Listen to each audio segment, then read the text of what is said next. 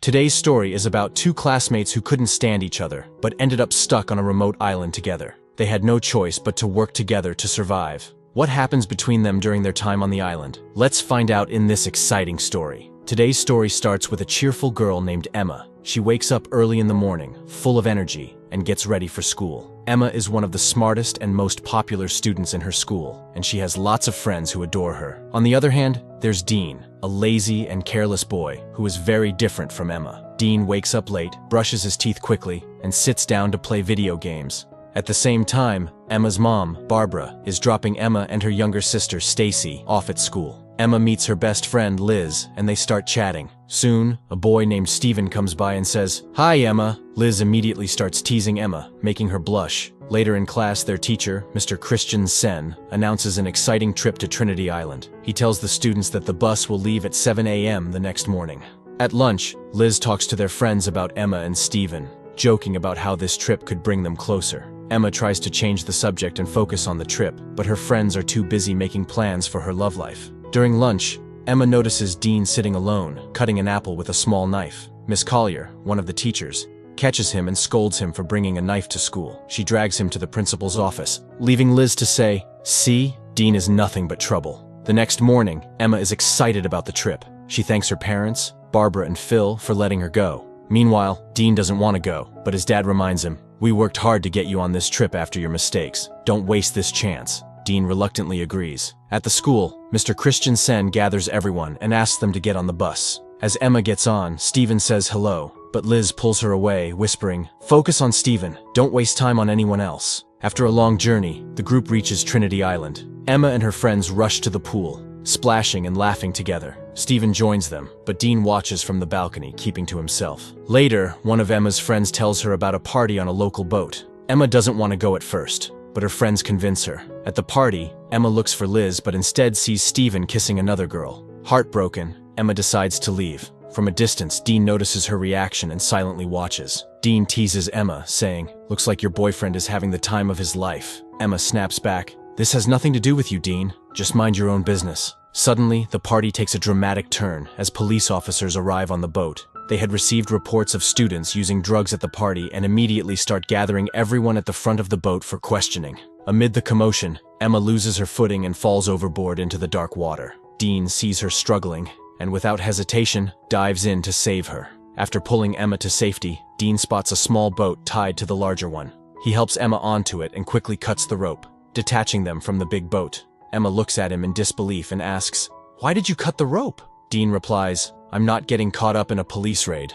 We'll wait for them to leave and then get back to the main boat." But things don't go as planned. To make matters worse, Dean realizes there's no motor attached. Suddenly, a massive wave crashes over them, rocking their tiny boat. Both of them hold on tightly as the storm tosses them around through the night. When morning comes, the sea has calmed, but they are now in the middle of nowhere, floating aimlessly. Dean tries to call for help but realizes he has left his phone behind. He asks Emma if she has her phone, and while she does, there's no signal. Frustrated, Emma says, "If we'd just stayed with the party boat, we wouldn't be in this mess." Dean shrugs and tries to stay optimistic. As they continue to drift, Emma notices something on the horizon, a small island. She points it out, and Dean immediately starts paddling toward it using his hands. After a long struggle against the current, they finally reach the shore. Exhausted but relieved, they step onto the island. Emma quickly checks her phone again, hoping for a network signal, but there's none. Meanwhile, Dean rummages through the small boat and finds a flare gun, tucking it into his pocket. The two decide to explore the island, hoping to find help. As they move deeper into the forest, they come across a beautiful waterfall. Dean is mesmerized and exclaims, "Wow, this is incredible! Take a picture for your memories." Emma glares at him, clearly irritated. "Are you serious right now? We're stranded on an island and you think this is a sightseeing trip?" Dean laughs and says, "Come on, Emma. At least try to enjoy something while we're here. We'll figure a way out." Meanwhile, back at the hotel, Mr. Christensen, furious about the students' behavior, cancels the rest of the trip. Liz approaches Miss Collier and nervously admits, "I haven't seen Emma since last night. I thought she might have stayed with someone, so I didn't say anything earlier." Alarmed, Miss Collier informs Mr. Christensen, who takes attendance and realizes that not only Emma, but also Dean is missing. The police are called in, and they begin questioning Emma's friends. When asked if the missing students could have gone into the sea, an officer explains, "It's possible, but if they're stranded somewhere in the water, finding them will be very difficult. At the same time, Dean's father, Jack, and Emma's parents, Barbara and Phil, are informed of the situation. They rush to the school and demand answers from the principal, but the principal has no clear explanation. Back on the island, Dean and Emma continue their journey through the dense forest. They continue walking for hours, eventually reaching the far edge of the island. They scan the area, hoping to find someone who could help them, but the place is completely deserted. Realizing they have no choice, they decide to return to their boat. However, when they get back to the shore, they're shocked to see that the boat is gone. The strong sea waves had carried it away, leaving behind only a life jacket. Tired and defeated, both sit down, unsure of what to do next. As the sun begins to set, Dean gathers some dry sticks and lights a small fire. They decide to spend the night there. Noticing Emma shivering in the cool evening breeze, Dean takes off his shirt and hands it to her. The next morning, Dean wakes up to find Emma missing. Panicked, he starts looking for her and spots her near the shore, writing large letters in the sand. SOS. He asks, "What are you doing?" Emma replies, "Trying to save my life. We need to find water and food or we won't survive long." Dean heads toward the sea, deciding to swim and cool off. As he does, Emma watches him quietly. Meanwhile, back at the hotel, Mr. Christensen is meeting with Emma and Dean's parents. He informs them that the police are actively searching for their children and have found traces of a small boat in the sea. Jack, Dean's father, gets frustrated and suggests hiring a private rescue team, but Mr. Christensen reassures him, saying, "The police are doing their job. We need to trust them." On the island, Emma is searching for water when she suddenly feels as though someone is watching her. The feeling unnerves her, and she quickly leaves the area. When she finds Dean, they both start gathering leaves and branches to build a small hut for shelter. They also work together to write a giant SOS on the beach, hoping a rescue team might spot it from above. For food, they explore the island and eat whatever they can find. Dean discovers a banana tree and picks some bananas for both of them. The heat on the island becomes unbearable, so Emma cuts her long pants into shorts. That evening, as Dean naps inside the hut, Emma lies down beside him. In his sleep, Dean turns toward Emma and places his hand on her. The next day, Emma bathes under a waterfall when Dean approaches, asking for sunscreen. Emma says, "I'm bathing here. Go somewhere else." Dean smirks and replies, "You told me to keep watch for safety, so here I am." Emma frowns and says, "I told you because I think there's someone else on this island. We're not alone." Back at the hotel, Emma's disappearance has made the news. The police tell her parents that the chances of finding Emma and Dean alive are slim, and they've started searching for their bodies. This news breaks Barbara's heart. Phil comforts her, saying, "I'll take care of Stacy at home, but don't lose hope. We'll find Emma." Meanwhile, Jack rents a helicopter and joins Barbara in the search. They fly over the sea, scanning the area for any sign of their children. As night falls on the island, Emma tells Dean, "I miss my family so much." Trying to cheer her up, Dean starts looking around but stumbles upon a human skull. But Emma panics at the sight. "This must have been someone who got stuck here, just like us. Look what happened to him. What if the same happens to us?" Dean tries to calm Emma down and says, "No, this person was probably a fisherman, or maybe even a smuggler who ended up here by accident. We're not like him. We have people looking for us, people who care about us. We're not alone. I promise we'll survive. Trust me." Saying this, he leans in and kisses her. For Emma, it was her first time kissing someone. As the night deepens, Dean crosses all boundaries of closeness. That night, for the first time, Emma feels the thrill of experiencing something so wild and untamed. By morning, Emma wakes up and looks around. She realizes Dean is nowhere to be seen. She starts calling out his name. She searches desperately. She finds Dean digging a pit. Confused, she asks him what he's doing. But before he can respond, Emma trips and falls, scraping her knee. Dean quickly cleans her wound and reassures her, "You're going to be okay." Later, at the waterfall, Dean opens up about his mother, who died in a car accident. Emma listens intently, touched by his vulnerability. As rain begins to fall, Dean starts playing in it, and Emma joins him. They laugh, dance, and share a light-hearted moment. Dean places a flower in Emma's hair, making her smile. Emma says, "I want to enjoy the storm again."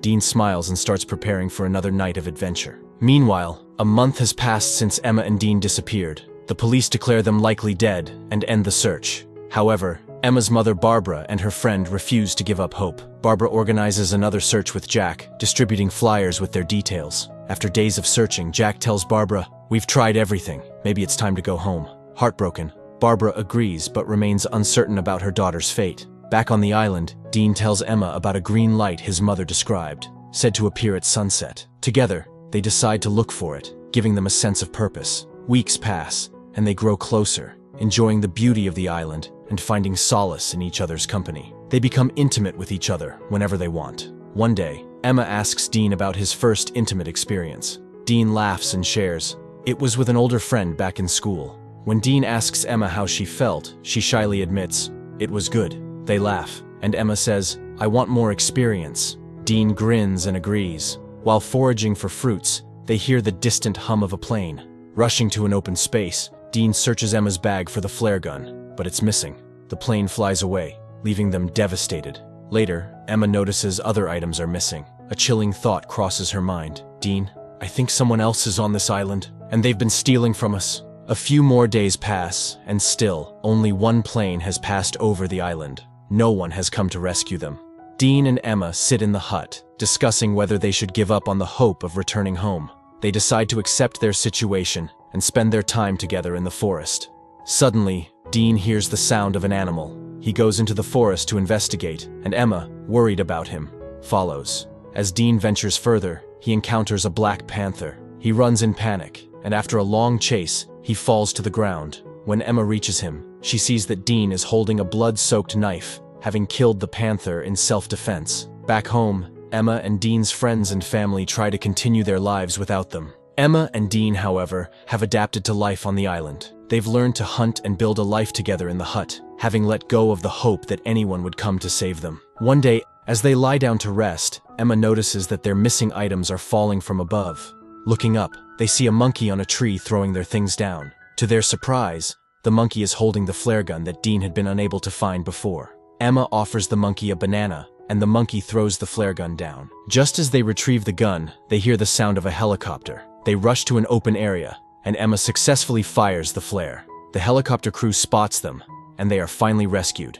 After 3 months, Emma and Dean return home. At the airport, their friends and families greet them with joy. They are taken to their respective homes, and that night, Dean visits Emma. They talk about how strange it feels to be back home, and Dean leans in to kiss her, but Emma pulls back, explaining that her parents are constantly visiting her. She invites him to a party her parents are hosting to celebrate their return. The next day, at the party, Emma's parents give a speech about their children's return. Stacy asks Dean why he's not with everyone. Dean signals Emma to join him, but she ignores him. Hurt, Dean leaves the party. Emma becomes very famous after returning, but Dean remains isolated. Whenever they pass each other, they exchange only a brief glance. A few days later, Emma calls Dean, but he doesn't answer. Stacy visits Emma's room and tells her, "After you disappeared, we missed you so much. Mom and Dad were devastated. We thought we might have lost you forever, but now we're all together, and it feels like everything's right again." Emma responds, "You're my very good sister," and they decide to attend the prom together. Meanwhile, Dean visits his mother's grave, crying as he remembers her.